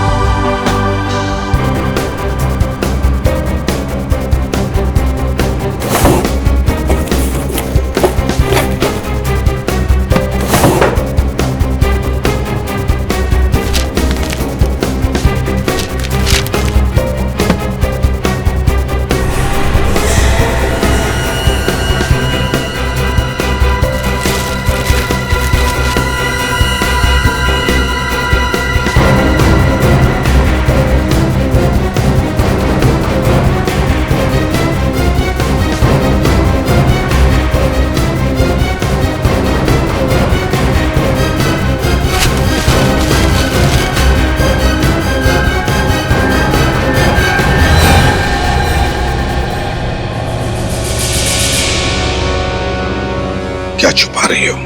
सर कुछ नहीं सर।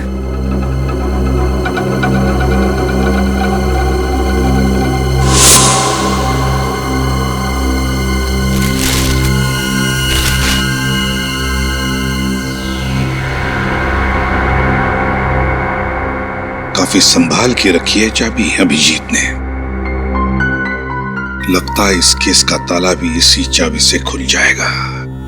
सर, ये तो कोई लॉकर की चाबी है। ऐसा स्टिकर कोई बैंक लॉकर की चाबी में लगाते हैं। क्या बात है पंकज, बहुत दिमाग चल रहा है आजकल तुम्हारा। विनीत, 12 घंटे के अंदर अंदर मुझे इस चाबी का ताला चाहिए, इस चाबी का ताला चाहिए।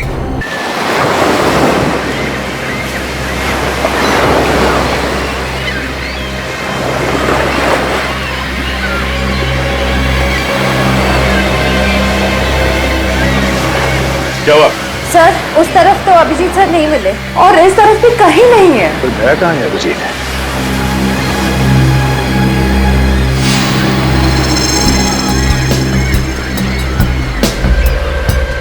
क्या हुआ सर? ऐसा लग रहा है कोई हम पर नजर रखे हुआ है। कौन? तो ऐसा आदमी जिसका इस केस से कुछ लेना देना है।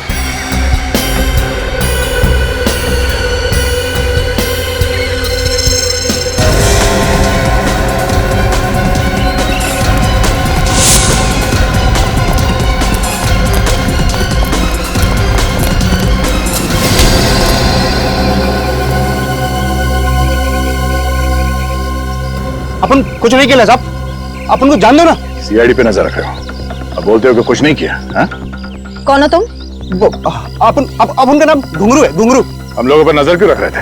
वो साहब अपन को लगा कि आप लोग के पीछे पीछे आऊंगा ना तो अभिजीत साहब तक पहुंच ही जाऊंगा, क्योंकि आप लोग तो उनको ढूंढ ही निकालोगे ना। हमारा शक सही निकला, इस आदमी का इस केस से कुछ ना कुछ संबंध है ना? आपने पहचाने उसे? अपन उनका खबरी है, खबरी। खबरी? तुम अभिजीत का खबरी हो? मैं तो उसके सारे खबरियों को जानता हूं, तुम्हारे बारे में तो कभी बताया नहीं उसने। अभी अपन के बारे में काय के लिए बताया? अपन को कुछ पता नहीं साहब। क्या खबर दी थी तुमने उसे? साहब वो 17 तारीख को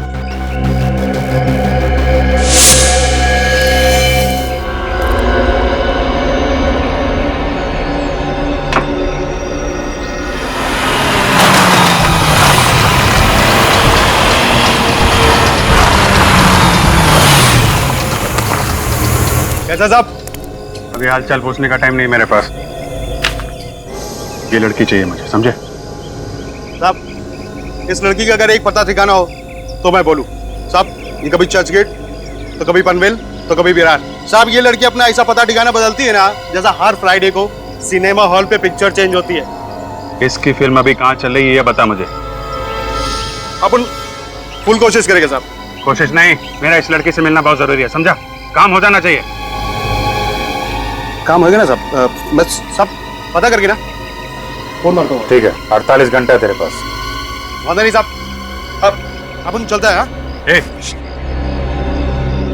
ये बात तेरे और मेरे बीच रहेगी। क्या साहब, इतना तो अपन को भी समझता है ना। चलता है। उनको क्या पता था साहब कि अभिजीत साहब उसको नीना को गिरफ्तार करने के वास्ते नहीं, उसको जान से मारने के लिए ढूंढ रहे थे। अभिजीत किसी को बेवजह नहीं मार सकता। एक मिनट, ये नीना कौन? जिस औरत की अभिजीत की गाड़ी से मौत हुई थी उसका नाम तो मोनिका था ना? साहब वो दोहरी जिंदगी जी रही थी। मोनिका सिर्फ उसका एक नकाब था जिसे पहनकर वो ना शरीफों की जिंदगी जीने का ढोंग कर रही थी। साहब उसका असली नाम और काम तो कुछ दूसरा ही था। क्या करती थी ये नीना? जुए और सट्टेबाजी का अड्डा चलाती थी और साथ ही साथ लोगों को पैसा उधार देती थी, वो भी डबल ब्याज पे। ओह, तो अभिजीत को उसके गुनाहों के बारे में पता चल गया था, इसलिए उस औरत की तलाश थी उसे। अच्छा, मच्छी मार्केट में जिस आदमी के साथ अभिजीत की हाथापाई हुई थी वो कौन था? वो बदनसीब अपन ही है साहब। अपन को इतना मारा है ना साहब, अपन को तो लगा कि अपना काम तमाम। सब एक अजीब सा जुनून सवार था उनके सर पे। लेकिन उसने तुम्हें मारा क्यों? वो अपन ने उनसे पूछ लिया कि वो नीना को काय के लिए मार डाला। और अभिजीत ने तुम्हें नीना के बारे में पता करने के लिए क्यों कहा था? वो तो साहब अपन को पता नहीं, लेकिन हाँ वो नीना की मौत के एक रात पहले ना मैंने उनको अपन ने मिडनाइट बार जाते हुए देखा था। बार? ये मिडनाइट बार कहाँ है? ये मोतीलाल नगर में। मोतीलाल नगर। अच्छा, तुम अपना नंबर दो। हाँ जी, 1919005555। वो अपन जाए क्या साहब? या थैंक यू साहब। हाँ सर, सर मुझे ये आदमी कुछ ठीक नहीं लग रहा है। विनीत से कहो इस पर नजर रखने के लिए। तब तक हम मिडनाइट बार होकर आते हैं।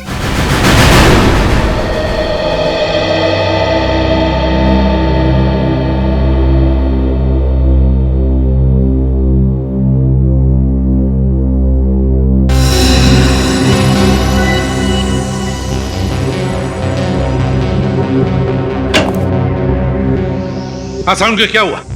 इतनी जल्दी में क्यों बुलाया तूने? बस अभिजीत के घर में जो चाबी मिली थी, हाँ? उस चाबी पर अभिजीत की उंगलियों के निशान नहीं है। क्या? चाबी पर अभिजीत की उंगलियों के निशान नहीं है? नहीं। ये कैसे हो सकता है साउंड के? हाँ, मैं तो खुद हैरान हूँ, ये कैसे हो सकता है? अभिजीत के घर में चाबी मिली और अभिजीत की उंगलियों के निशान नहीं है। मतलब किसी की उंगलियों के निशान तो होंगे ना सर उसपे? हाँ है, एक उंगलियों के निशान है, लेकिन वो किसके हैं ये नहीं मालूम चल रहा है। सर कहीं उस मोनिका के तो नहीं? नहीं, मोनिका के भी नहीं है, ये किसी तीसरे की उंगलियों के निशान। तो इसका मतलब जरूर ये चाबी किसी और ने अभिजीत सर के घर में रखी है। या फिर ये भी हो सकता है कि अभिजीत ने ग्लव्स पहनकर उस चाबी का इस्तेमाल किया है।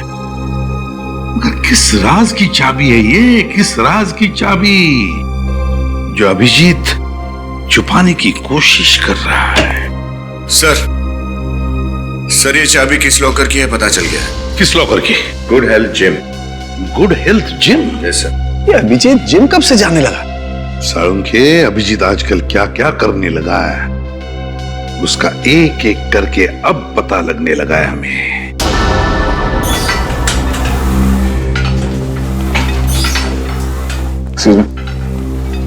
आइए आइए सर, आप सब जिम ज्वाइन करने आए हैं? जी नहीं, हम सीआईडी से हमें कुछ पूछना है। जी। ये चाबी आपके जिम के लॉकर की है ना? अरे हाँ, ये हमारे ही जिम के लॉकर की, पर आप लोगों के पास कैसे आई? कहाँ है लॉकर? दिखाइए। आइए।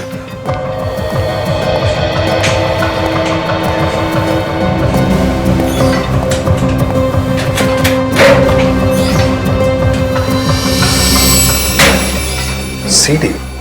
जिम के लॉकर में सीडी?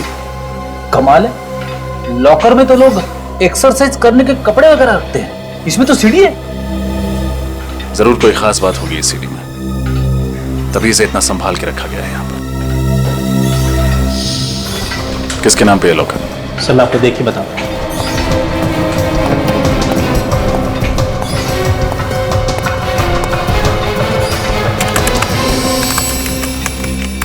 सर ये किसी मिस्टर अभिजीत जी के नाम पे है। अभिजीत सर? क्या यही है अभिजीत? सॉरी सर, चेहरा तो नहीं जानता, पर इतना बता सकता हूँ कि इन्होंने 3 दिन पहले ही मेंबरशिप ली है और उसके बाद ये जिम में आए नहीं। अभिजीत सर ने ये सीडी छुपाने के लिए इस जिम के लॉकर को ही क्यों चुना?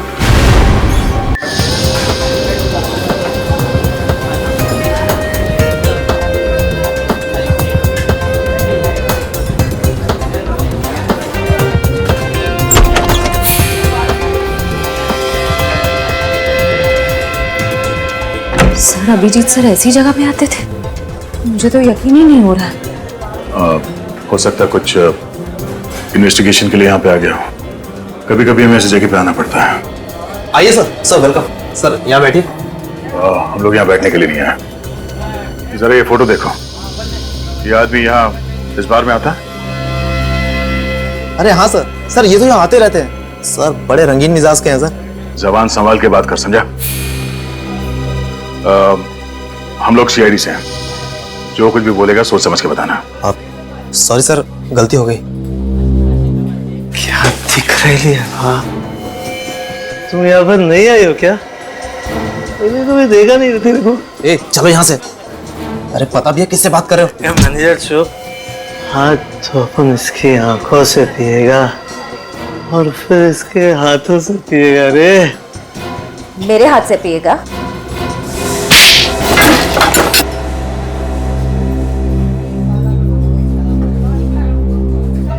इतना जोर का थप्पड़, सारी उतर गई। पता नहीं शराब क्यों पीते हैं लोग। नमस्ते।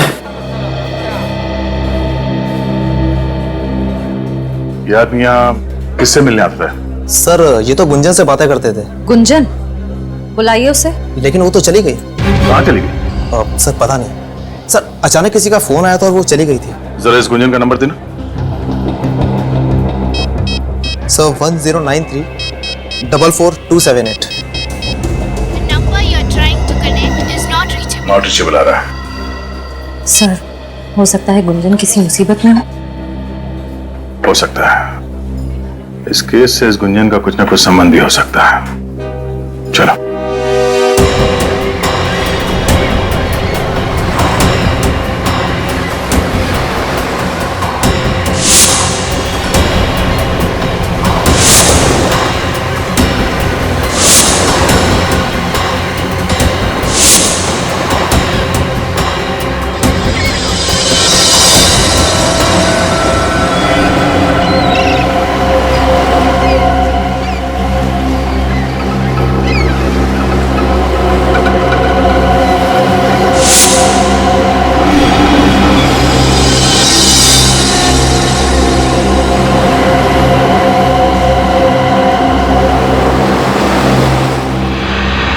अगर मेरी याददाश्त जल्दी से वापस नहीं आई, न जाने किस खतरे में और पड़ जाऊंगा मैं।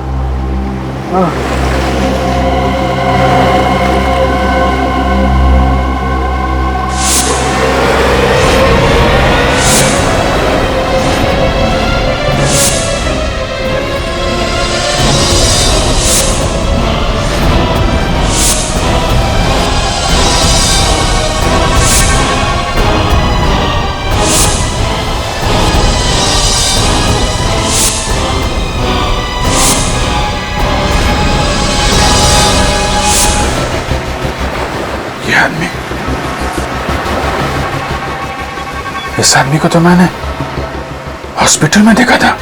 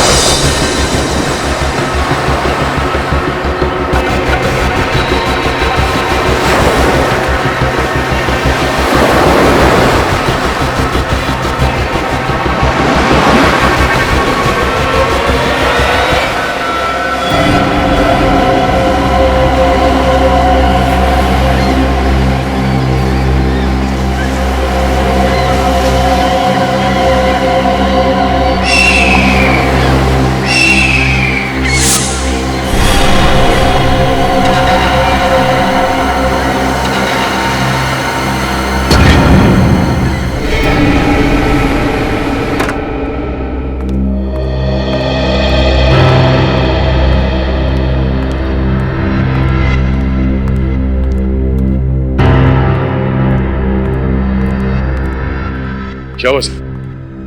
आपने इतना अर्जेंटली फोन करके बुलाया, सब ठीक तो है? दया, अभिजीत की जिम के लॉकर में से ये सीडी मिली। सीडी? क्या है इसमें? देख लो।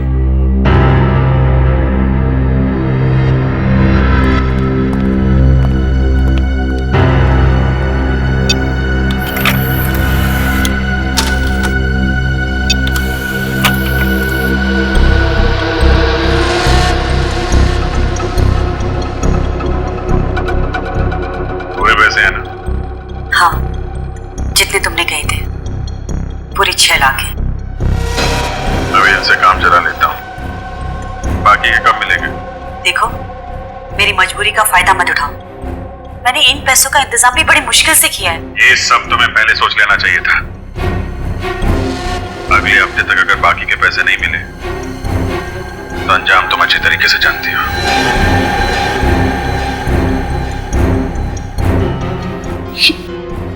ये रिकॉर्डिंग सर? देख लिया था, कह रहे थे ना अभिजीत बेगुनाह है। हकीकत ये है, ये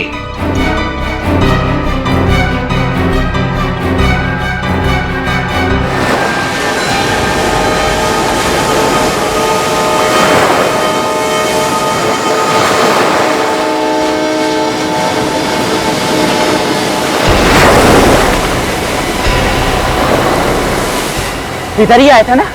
हाँ भाई। देख उधर देख, मैं इधर देखता हूँ। ठीक है।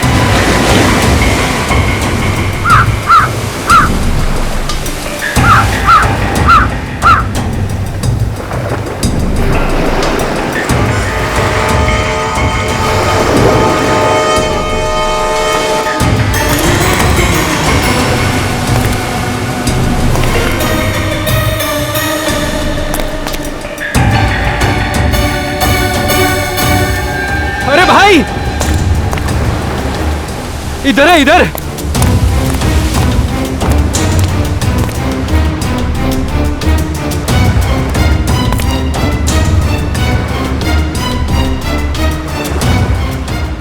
ये तो बेहोश है।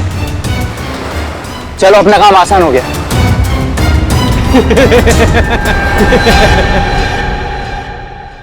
इस तरह के और भी एपिसोड देखने के लिए हमारे चैनल को सब्सक्राइब करें और बेल आइकन दबाना ना भूलें।